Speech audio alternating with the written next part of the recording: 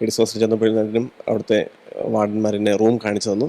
ആ റൂമിൽ ചെന്നപ്പോൾ അവർ സിസ്റ്ററും ഒരു സ്റ്റുഡൻറ്റും അവിടുത്തെ ഒരു ഹോസ്റ്റൽ വാർഡനും ഉൾപ്പെടെയുള്ള ഒരു 3 പേർ റൂമിലുണ്ടായിരുന്നു.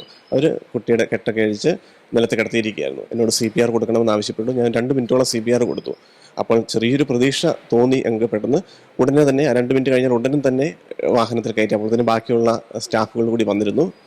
ബോയ്സ് ഹോസ്റ്റലിൽ നിന്ന് കൂടെയുള്ള സ്റ്റാഫുകൾ ഡ്രൈവർമാരുടെ കൂടെ സഹായത്തോടു കൂടി വാഹനത്തിലെടുത്തിട്ട് ഉടൻ തന്നെ എത്രയും പെട്ടെന്ന് ഹോസ്പിറ്റലിൽ എത്തിക്കണം എന്നുള്ള നമ്മുടെ ആഗ്രഹം കൂടിയാണ്. കുഞ്ഞിൻ്റെ ജീവനാണല്ലോ പ്രധാനപ്പെട്ടത്.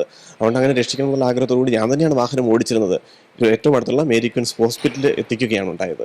അവിടെ ഒരു കാരണവശാലും കാലതാമസം ഒട്ടും ഉണ്ടായിട്ടില്ല. നമുക്ക് അറിയിപ്പ് ലഭിച്ചു കഴിഞ്ഞാൽ ഉടനെ തന്നെ, കാരണം കുട്ടികൾ കയറി വന്നു കണ്ടു, അവരെല്ലാം കൂടെ റൂം ചവിട്ടി തുറന്നു കഴിഞ്ഞാൽ ഉടനെ തന്നെ ആട്ടി റൂം ഒരു തരത്തിൽ തുറന്നു കഴിഞ്ഞാൽ ഉടനെ ബാക്കി കുട്ടികളെ പുറത്താക്കിയിട്ട് അവരെ അകത്ത് കയറി ലോക്ക് ചെയ്ത് ഇത് പെട്ടെന്ന് തന്നെ ഒരു കുട്ടിയുടെ സാന്നിധ്യം ഉണ്ടായിരുന്നു അവിടെ. ആ സാന്നിധ്യം ഉടനെ തന്നെ അവർ അത് പൊടി അഴിച്ച് നിലത്തിട്ടു.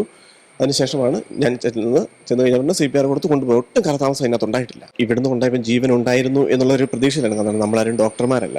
അതുകൊണ്ട് ഒരു പൾസ് ഉണ്ടായിരുന്നു ഞങ്ങൾക്ക് തോന്നി, ജീവനുണ്ടെന്നൊരു പ്രതീക്ഷയുണ്ടെന്ന് ആഗ്രഹം ഉണ്ടായിരുന്നു. അതുകൊണ്ടാണ് പെട്ടെന്ന് നമ്മൾ കൊണ്ടുപോകുന്നത്. ഹോസ്പിറ്റലിൽ കൊണ്ടുവന്നാൽ ഉടനെ തന്നെ സ്ട്രെച്ചറിൽ കാഷ്വാലിറ്റിയിലോട്ടാണ് കയറ്റുന്നത്. കാഷ്വാലിറ്റി കയറ്റി കഴിയുമ്പോഴത്തേനും അവിടെ PRO വന്നിരുന്നു. PRO ഉണ്ടായിരുന്നു. ഡോക്ടർമാരും പറയുന്നത് PROയോട് ഞാൻ തന്നെ നേരിട്ടാണ് പറഞ്ഞത്, ഹാങ് ചെയ്തതാണ്, അതിന് ട്രീറ്റ്മെൻറ്റാണ് കൊടുക്കേണ്ടത്, വെച്ച് ഹാങ് ചെയ്തതാണ്, ഞങ്ങൾ അങ്ങനെയാണ് അഴിച്ചുകൊണ്ട് വരുന്നത്. കാരണം ഇവിടുന്ന് പോകുമ്പോൾ തന്നെ പോലീസിനെ ഇൻഫോം ചെയ്തിരുന്നു, മാനേജരത്തിന് ഇൻഫോം ചെയ്തിരുന്നു പോലീസിനെ. ഞങ്ങൾ ഹോസ്പിറ്റലിൽ ചെന്ന് 2 മിനിറ്റ് തന്നെ പോലീസും അല്ലെങ്കിൽ 5 മിനിറ്റ് തന്നെ പോലീസും അവിടെ എത്തി. അപ്പോൾ ഞങ്ങൾ ഡോക്ടറോട് കൃത്യമായിട്ട് കൺവേ ചെയ്തിരുന്നു, PRO വഴി കൺവേ ചെയ്തിരുന്നു. ഇത് ഒരു പക്ഷേ അങ്ങനെ ഒരു ആരോപണം ഉണ്ടാകുന്നത് എനിക്ക് തോന്നുന്നു വഴിയിൽ വെച്ചൊക്കെ ആരെങ്കിലുമൊക്കെ ബൈസ്റ്റാൻഡേഴ്സോ ഹോസ്പിറ്റലിൽ വന്നിരിക്കുന്നുണ്ട്, പുറത്തുള്ളവരൊക്കെ ചോദിക്കും എന്നാ പറ്റുന്നതെന്ന് ചോദിക്കുമ്പോഴത്തേനും ഇത് തൂങ്ങി മരിക്കാൻ ശ്രമിച്ചതാണെന്നൊന്നും ആരും പറയാറില്ല. സ്വാഭാവികമായിട്ടും കുഴഞ്ഞു വീണതാണെന്നൊക്കെ ആരെങ്കിലുമൊക്കെ പറഞ്ഞു കാണുമായിരിക്കും. അതാണ് ഇങ്ങനെ ഒരു റിപ്പോർട്ടായിട്ട് വരുന്നതെന്ന് എനിക്ക് തോന്നുന്നു. എന്തായാലും ഞങ്ങൾ കൃത്യമായിട്ട് അവിടെ റിപ്പോർട്ട് ചെന്ന ഉടനെ തന്നെ ആ മിനിറ്റിൽ തന്നെ റിപ്പോർട്ട് ചെയ്തതാണ്, ഹാങ് ചെയ്തതാണെന്നുള്ളൊരു റിപ്പോർട്ട് കൊടുത്തിരുന്നതാണ്. അവിടെ ഹോസ്റ്റൽ ഡയറക്ടറാണ് ഞാൻ, സിസ്റ്റേഴ്സാണ് അവരുടെ കാര്യങ്ങൾ നോക്കുന്നത്.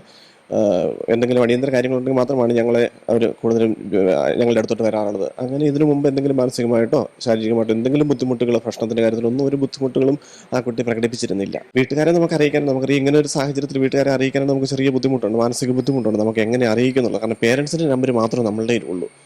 ആദ്യം HOD കൊണ്ട് ഞങ്ങൾ ഹോസ്പിറ്റലിലോട്ട് പോയ വഴിക്ക് തന്നെ HOD കൊണ്ട് ഒരു അപകടമുണ്ടായി.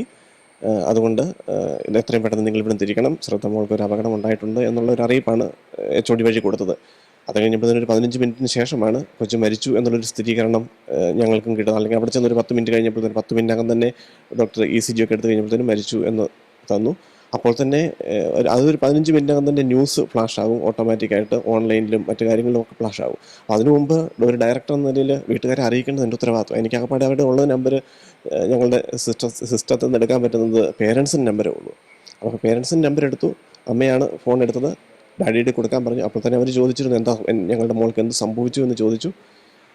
എന്താ അപകടം ഉണ്ടായി, എന്നാ പറ്റി എന്ന് ചോദിച്ചു കഴിഞ്ഞപ്പോഴത്തേനും പറയാതിരിക്കാൻ പറ്റിയില്ല നമുക്ക്. കാരണം മറ്റുള്ളവരിൽ നിന്നും അറിയുന്നതിനേക്കാൾ മുൻപ് തന്നെ ഞങ്ങളാണ് അറിയിക്കണമെന്നൊരു ബോധ്യം ഉണ്ടായിരുന്നതുകൊണ്ട് ശ്രദ്ധ മുകളിൽ പോയി എന്നുള്ളൊരു വിവരം അവരെ അറിയിക്കേണ്ടി വന്നു.